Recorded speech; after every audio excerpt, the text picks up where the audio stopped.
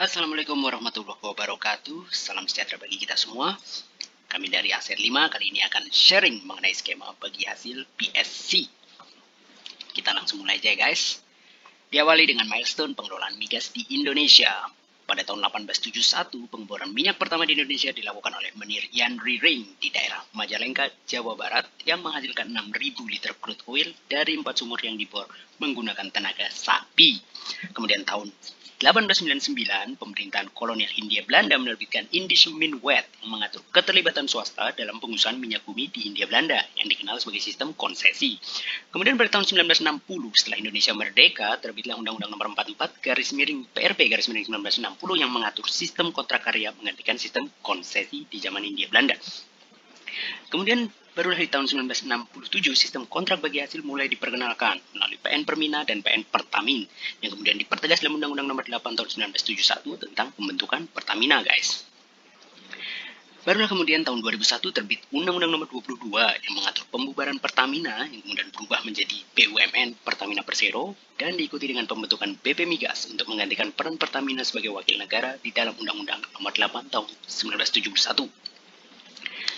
Oke, sekarang kita bahas sedikit mengenai model pengusahaan migas di Indonesia sebelum era PSC. Nah, seperti sudah kita lihat di milestone tadi guys, bahwa di zaman Hindia Belanda dulu dikenal sistem konsesi, di mana dalam sistem ini pemegang konsesi atau biasa disebut konsesionaris memiliki kewenangan yang sangat luas atas lahan konsesinya guys. Negara hanya memperoleh pendapatan dari hasil penjualan hak konsesi suatu wilayah migas, serta pajak dan retribusi atas hasil migas dari wilayah konsesi migas tersebut. Sistem ini kemudian digantikan dengan sistem kontrak karya, di mana dalam sistem ini negara berkontrak dengan badan usaha swasta nasional dalam mengusahakan suatu wilayah pertambangan migas, guys. Negara kemudian akan memperoleh pendapatan dari royalti atas hasil penjualan migas, serta pajak dan retribusi atas hasil migas dari wilayah pengusahaan pertambangan migas tersebut.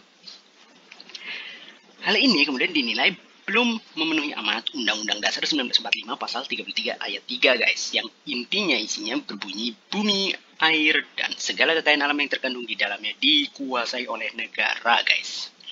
Nah, itu artinya bahwa seluruh minyak yang dihasilkan dari bumi Indonesia haruslah dapat digunakan untuk membiayai pembangunan Indonesia dari Sabang sampai ke Merauke, dari Pulau Rote hingga ke Tidore.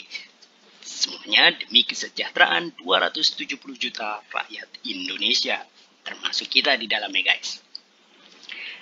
Nah, berangkat dari hal tersebut, maka saat itu dibentuklah tim yang dipimpin oleh seorang perwira angkatan darat yang bernama Maijen Dr. Ibnu Sutowo.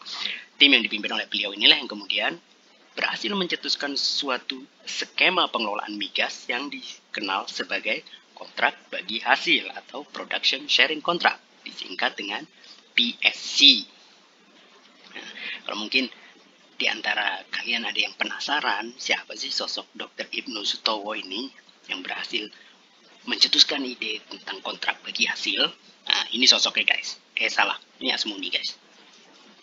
Ini dia sosoknya guys. Beliau adalah Maijen Dr. Ibnu Sutowo. Ya, saat itu beliau menjabat sebagai Direktur PN Permina yang kemudian ditugaskan untuk menyusun suatu sistem pengelolaan migas di wilayah Indonesia. Kemudian beliau membentuk tim dan menghasilkan skema kontrak bagi hasil ini guys, gitu. FYI guys, beliau ini adalah kakek mertuanya Dian Sastro.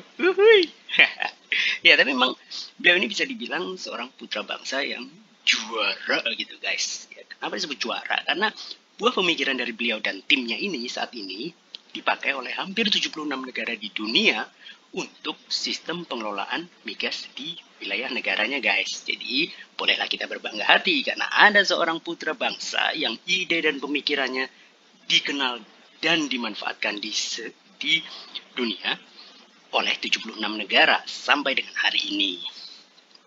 Oke guys, sekarang kita masuk ke dalam pembahasan PSC itu sendiri.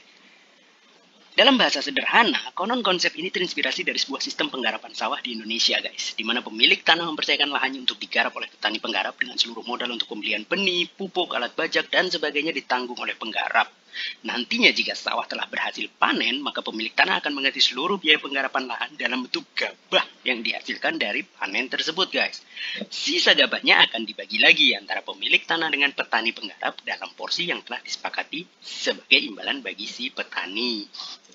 Kemudian muncul pertanyaan guys, bagaimana jika terjadi gagal panen? Jika ini terjadi, maka seluruh biaya yang telah dikeluarkan menjadi risiko petani penggarap guys. Sementara pemilik lahan hanya menanggung risiko untuk tidak memperoleh tambahan penghasilan. Namun di sisi lain, dia tidak harus kehilangan uang untuk proses penggarapan lahannya yang ternyata gagal panen tersebut guys. Nah, dalam konteks pengelolaan wilayah migas, maka negara di sini adalah sebagai si pemilik tanah, sementara kontraktor PSC adalah si petani penggarap. Begitulah kira-kira konsep sederhana PSC ya guys. Oke, selanjutnya kemudian apa sih keuntungan sistem PSC dibandingkan dengan sistem kontrak karya sebelumnya?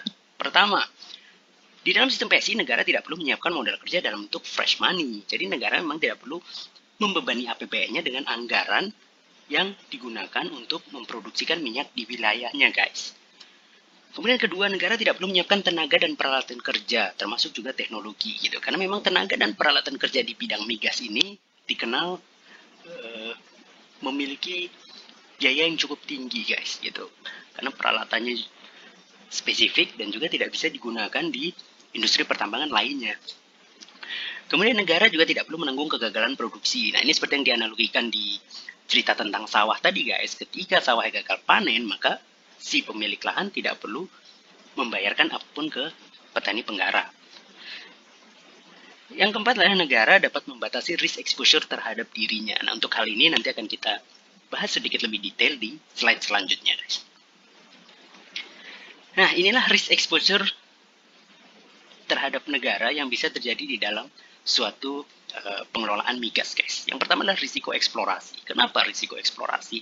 Karena eksplorasi itu sendiri di dalam industri migas termasuk tahapan yang sangat krusial guys, di mana biayanya sangat tinggi, sementara hasilnya juga memiliki ketidakpastian yang sangat tinggi guys. Di dalam kegiatan eksplorasi kita harus melakukan kegiatan seismik di wilayah yang cukup luas gitu dengan harga yang sangat mahal, sementara hasilnya belum bisa dipastikan.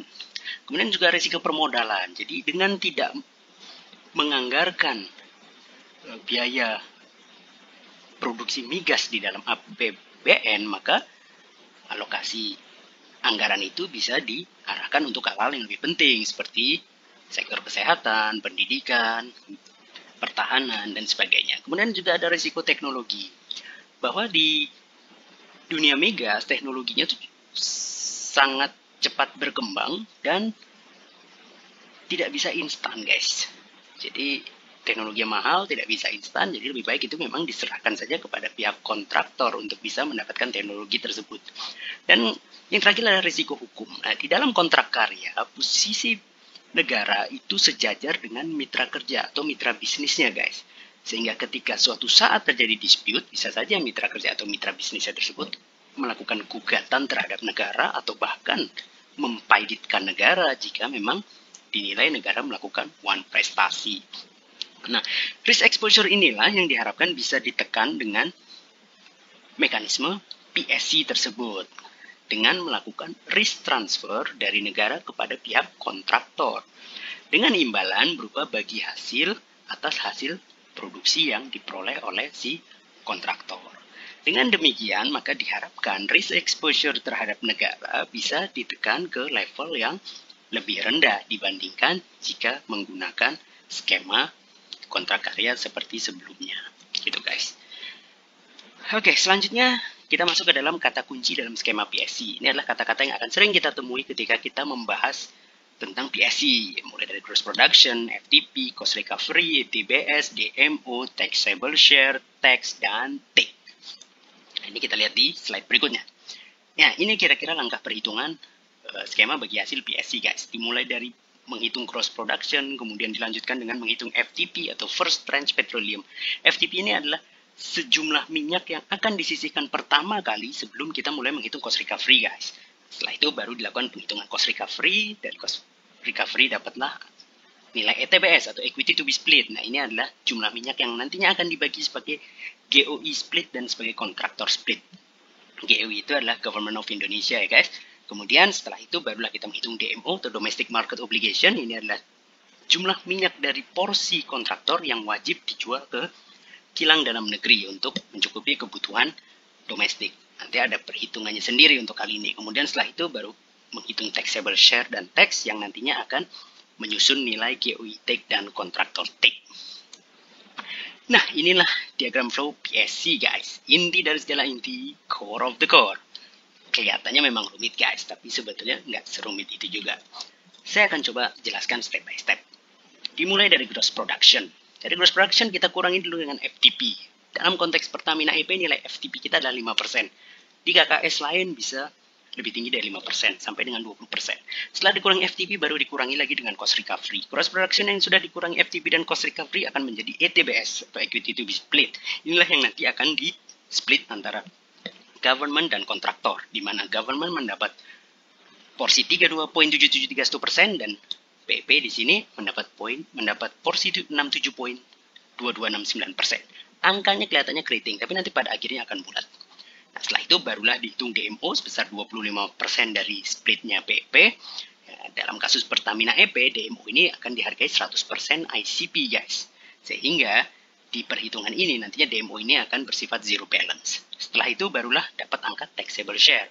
Taxable share ini yang nanti akan dikalikan 40,5% dalam bentuk pajak corporate and dividend tax yang nanti akan distorkan dan menjadi bagian dari GOI take. 40,5% dikali 67.269% itu hasilnya ada 27.2269% guys. Kalau ditambahkan dengan porsi GOI 32.7731 maka akan menghasilkan angka 60%. Bagaimana dengan PEP? Nah, angka PEP tadi setelah taxable share maka akan mendapat net PEP share sebesar 40%. 40% itu adalah 67.2269% dikurangi dengan 27.2269% besaran nilai tax yang disetorkan ke pemerintah.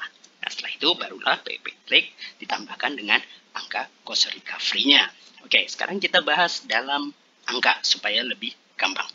Kita asumsikan gross production 10.000 dengan ICP 100. Maka gross revenue-nya adalah 1 juta. Baru kita mulai dengan penghitungan tahap 1 di mana kita mengurangkan gross revenue dengan FTP dan cost recovery dapatlah ETBS 750.000. Di step 2 baru kita kalikan dengan porsi masing-masing ditambah dengan FTP-nya. Step ketiga kita hitung DMO-nya sebesar 25% dan DMOV-nya. Dapatlah angka di step keempat berupa taxable share yang akan dikalikan 40,5% kemudian akan distorkan ke negara. Dari situ yang terakhir adalah step kelima kita jumlahkan dari atas ke bawah maka dapatlah PEP take 40% senilai 320.000 dan GOI take sebesar 60% atau 480.000. Nantinya PEP take 40% akan ditambah lagi dengan jumlah cost recovery sebesar 200.000. Jadi revenue from lifting PEP nanti akan menjadi 520.000. Kok lebih besar ya dari take-nya GOI? Apakah negara dirugikan? Tidak guys. Penjelasannya seperti ini. Pada saat kontraktor melakukan kegiatan produksi migasnya, sebenarnya mereka sudah mengeluarkan biaya yang harus ditanggung oleh kontraktor terlebih dahulu menggunakan kas internal mereka. Nantinya setelah produksi mereka berhasil, barulah government akan menggantikan biaya-biaya yang dikeluarkan oleh kontraktor tersebut dalam bentuk minyak guys. Senilai 200.000 sama dengan jumlah biaya yang sudah dikeluarkan oleh si kontraktor. Jadi cost recovery itu adalah cost reimbursement in kind of crude atau cost reimbursement dalam bentuk minyak. Jadi cost recovery itu akan diganti oleh pemerintah dalam bentuk minyak ya guys. Oke, sampai situ semoga sudah jelas ya. Di sini akan saya kasih hint quotes-nya untuk PSC. Yang pertama adalah bagi hasil dan cost recovery yang diberikan dalam skema PSC pada prinsipnya dalam bentuk natura atau in kind guys. Dalam hal ini adalah dalam bentuk minyak mentah yang disetarakan dengan nilai uang berdasarkan harga ICP yang berlaku. Bukan dalam bentuk pembagian tunai hasil penjualan guys. Jadi yang dibagi minyaknya ya guys. Kemudian yang kedua, setiap kenaikan atau penurunan nilai cost recovery akan berbanding terbalik terhadap nilai PEP take dan GOI take masing-masing sebesar 40% dan 60% dari nilai pergerakan cost recovery-nya. Jadi, misalnya cost recovery itu naik, maka PEP take dan GOI take akan turun sebesar 40 dan 60% dari nilai pergerakan cost recovery, vice versa.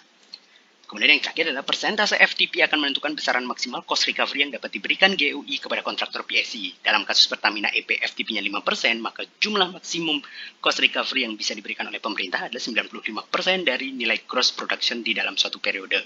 Gitu. Kalau di KKS lain 20%, maka maksimal cost recovery yang bisa diberikan oleh pemerintah adalah 80% dari nilai gross production dalam satu periode tersebut. Gitu kira-kira guys. Oke. Sampai sini, semoga bisa bermanfaat dan mencerahkan untuk Finance Smart. Oh ya, kalau mungkin di antara kalian ada yang penasaran siapa sih sosok pengisi suara aneh di konten ini, inilah sosoknya guys. Oke, karena tak ada gading yang tak retak, maka atas nama keluarga besar gajah se-Indonesia saya memohon maaf bila ada kekurangan. Sampai jumpa lagi di tema-tema selanjutnya. Learning should be fun. Salam sejahtera bagi kita semua. Assalamualaikum warahmatullahi wabarakatuh.